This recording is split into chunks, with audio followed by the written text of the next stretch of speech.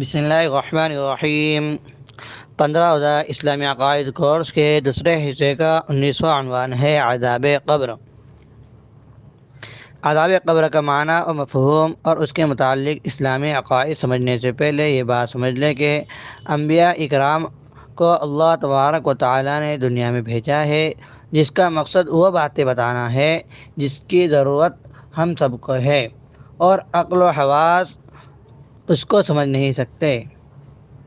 یعنی یقینی علم کا ایک ذریعہ وحی ہے جو عام لوگوں کے پاس نہیں ہوتا۔ نبی کو ماننے کا مطلب ہوتا ہے کہ نبی کی ان باتوں کو تسلیم کیا جائے جن کو ہم اپنی عقل اور حواس سے نہیں جان سکتے۔ انبیاء علیہ السلام کوئی ایسی بات نہیں کہتے جو عقلاً ناممکن ہو۔ ہاں، یہ ضرور ہوتا ہے کہ ہم ان باتوں کو اپنی ناقص عقل و حواس سے سمجھ نہیں سکتے، کیونکہ دنیا میں ہماری عقل محدود ہے۔ یعنی اللہ تبارک و تعالیٰ نے جو علم کے ذریعے رکھے ہیں تو سب سے پہلا ذریعہ اپنے حواس سے دیکھنا ہے، اپنے حواس سے محسوس کرنا ہے، اور حواس یہ ہاتھ، کان، آنکھ وغیرہ ہے۔ تو آدمی سب سے پہلے علم ان کے ذریعے حاصل کرتا ہے، اور دوسرا ذریعہ عقل ہے، پھر آدمی عقل کے ذریعے چیزیں حاصل کرتا ہے۔ کہ آدمی کسی چیز کو چھو کر پتہ لگائیں گا کہ یہ چیز کیا ہے، اور کبھی یہ ہوتا ہے کہ چھو کر پتہ لگانے سے چیز کی بناوٹ، چیز کی حقیقت سمجھ میں نہیں آتی ہے۔ اس کے لیے مثلاً سامنے میز رکھا جائے، کرسی رکھی جائے، تو اب اس کو چھو کر یہ پتہ لگے گا کہ یہ کس چیز کی ہے، لیکن یہ کیسی بنی ہے تو اس کا پتہ عقل سے لگے گا۔ تو اللہ تبارک و تعالیٰ نے ان دو ذریعوں کے علاوہ علم کا ایک اور ذریعہ رکھا ہے جو یقینی علم ہے، جس کے اندر کوئی شک و شبہ نہیں ہے، اور وہ وحی کا ذریعہ ہے، اور وہ انبیاء علیہ السلام کے ذریعے ہم تک پہنچا ہے۔ اب وحی سے جو باتیں ثابت ہوتی ہے، وحی کا جو علم ہوتا ہے، تو وہ عقل اور حواس کے علاوہ نہیں ہوتا، عقل سے ناممکن نہیں ہوتا، مگر یہ ہوتا ہے کہ ہماری عقل محدود ہے، ہماری عقل ناقص ہے، تو ہماری عقل ان کا ادراک نہیں کر سکتی۔ تو قبر اور برزخ اور آخرت کے احوال کے متعلق جو باتیں انبیاء علیہ السلام نے ہمیں بتائی ہے، ان میں کوئی بات ایسی نہیں کہ وہ عقلاً ناممکن ہو۔ ہاں، یہ ضرور ہے کہ ہم اپنے حواس و عقل سے ان کا ادراک نہیں کر سکتے۔ انسان دو چیزوں سے مرکب ہے، ایک جسم اور ایک روح۔ ایک جسم ہے جو سب کو نظر آتا ہے، اور روح جو نظر نہیں آتی، لیکن سب اس کو مانتے ہیں۔ دنیا میں رہتے انسان پر جو حالات آتے ہیں وہ براہ راست جسم پر آتے ہیں، اور روح ان سے متاثر ہوتی ہے۔ لیکن جب انسان دوسرے جہاں میں چلا جاتا ہے، جسے برزخ کہتے ہیں، قبر کہتے ہیں، اس میں جو چیزیں پیش آتی ہے وہ روح پر براہ راست پیش آتی ہے، اور جسم ان سے متاثر ہوتا ہے۔ اس کی مثال یوں سمجھے کہ انسان سویا ہوتا ہے، خواب میں اس کی روح چکر لگا رہی ہوتی ہے، اس کا کھانا، سیر و تفریح کرنا خواب میں انسان یوں نہیں سمجھ رہا ہوتا ہے کہ میرے روح پر پیش آ رہا ہے، بلکہ وہ جسم پر بھی اس کو سمجھ رہا ہوتا ہے، حالانکہ یہ روح پر اثر ہوتا ہے، حتیٰ کہ اس کے بعد اثرات اس کے جسم پر بھی نظر آتے ہیں۔ خواب میں ڈراؤنی چیز دیکھ کر وہ ڈر جاتا ہے، کبھی نہیں ہو رہا ہے کہ کبھی رو رہا ہے، تو یہ چیزیں روح کے ساتھ پیش آ رہی ہے، اصلاً روح کے ساتھ پیش آ رہی ہے، اور طبعاً اس سے جسم متاثر ہو رہا ہے۔ تو اسی طرح انسان جب دنیا سے چلا جاتا ہے تو قبر اور برزخ میں جو ثواب و عذاب کا سلسلہ اور معاملات ہوتے ہیں وہ اصلاً روح کے ساتھ ہوتے ہیں، اور طبعاً جسم بھی ان سے متاثر ہوتا ہے۔ اس کی مثال کسی کے بعد کوئی شخص سویا ہوا ہو اور خواب دیکھے تو کوئی اس کو پیٹ رہا ہے، لیکن بازو والا ساتھ والا اس کا مشاہدہ نہیں کرتا، اس کو دیکھتا نہیں۔ اسی طرح قبر کا معاملہ ہے کہ ہم کو معلوم نہیں کہ کبھی کبھی اللہ تبارک و تعالی مشاہدہ بھی کرا دیتے ہیں، لیکن عام ضابطہ اور قاعدہ یہ ہے کہ قبر کا معاملہ انسانوں سے پوشیدہ ہوتا ہے۔ تو عنوان ہے عذاب قبر۔ عذاب قبر کا معنی ہے سزا۔ اب قبر کا معنی کیا ہے؟ تو قبر کا حقیقی معنی ہے، تو حقیقی معنی تو وہی ہے گھڑا جس میں انسان کو دفن کرتے ہیں، جسے ہم بناتے ہیں۔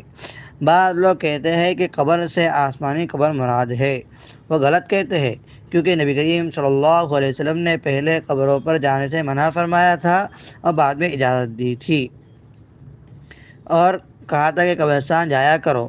تو یہی دنیا والی قبریں تھی، قبرستان کی قبریں تھی، آسمانی قبر پر کوئی نہیں جا سکتا۔ اور ایک مرتبہ آپ صلی اللہ علیہ وسلم کا خچر بدک گیا تو آپ صلی اللہ علیہ وسلم نے فرمایا کہ یہاں قبر میں ایک شخص کو عذاب ہو رہا ہے، تو یہ زمینی قبر میں عذاب ہو رہا تھا، کوئی آسمانی قبر نہیں تھی۔ آپ صلی اللہ علیہ وسلم نے فرمایا کہ بنی اسرائیل نے یہود و نصارہ کی یہود و نصارہ نے انبیاء علیہ السلام کی قبروں کو سجدہ بنایا تھا، سجدہ گاہ بنا لیا تھا، تم میری قبر کو سجدہ گاہ نہ بنانا۔ تو یہی قبرستان والی قبریں زمینی قبریں مراد ہے۔ آپ صلی اللہ علیہ وسلم نے فرمایا جب بندہ قبر میں پہنچ جاتا ہے تو اس کو منکر نکیر آ کر بٹھاتے ہیں، سوالات کرتے ہیں، اور یہ معاملہ اتنے جلدی ہوتا ہے کہ مردہ دنیا والوں کے جانے کے جوتوں کی آواز سنتا ہے۔ تو بہرحال خلاصہ یہ ہے کہ قبر سے مراد زمینی قبر مراد ہے، البتہ مجازی طور پر انسان کے جہاں کہیں انسان کے اعضاء ہو وہ اس کی قبر ہے۔ فرعون کی لاش مصر کے عجائب گھر میں رکھی ہے، وہ اس کی قبر ہے۔ کسی انسان کو اللہ تعالیٰ حفاظت فرمائے، کوئی درندہ کھا جاتا ہے یا سمندر کی مچھلیاں کھا جاتی ہے، جہاں اس کے جسم کے اعضاء ہوتے ہیں وہ اس کی قبر ہے۔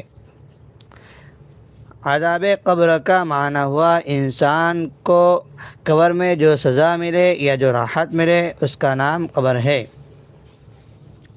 دنیا دارالعمل ہے، دنیا میں انسان کو عمل کرنا ہے، اور آخرت دارالجزا ہے، آخرت میں انسان کو اچھے اور برے کاموں کا بدلہ ملے گا۔ اور دونوں کے درمیان ایک اور عالم ہے جسے برزخ کہتے ہیں، وَمِن وَرَائِهِمْ بَرْزَخٌ إِلَىٰ يَوْمِ يُبْعَثُونَ، کہ برزخ ایک زمانہ ہے، ایک وقت ہے۔ دنیا میں انسان کا جب وقت ختم ہو جاتا ہے، اس کو موت آ جاتی ہے، تو موت وفات سے لے کر قیامت تک کا جو وقت ہے اسے برزخ کہتے ہیں۔ برزخ کا معنی ہوتا ہے پردہ، اس عالم اور اس زمانے کے جو حالات ہوتے ہیں وہ پردے میں رہتے ہیں، اس لیے اس وقت کو برزخ کہتے ہیں، اس پردے کو، اس آڑ کو برزخ کہتے ہیں۔ مرنے کے بعد اللہ تعالیٰ نے دو جگہ عذاب و راحت کا سلسلہ جاری رکھا ہے۔ اللہ تبارک و تعالیٰ نے انسان کی وفات کے بعد دو جگہ عذاب و راحت کا سلسلہ رکھا ہے۔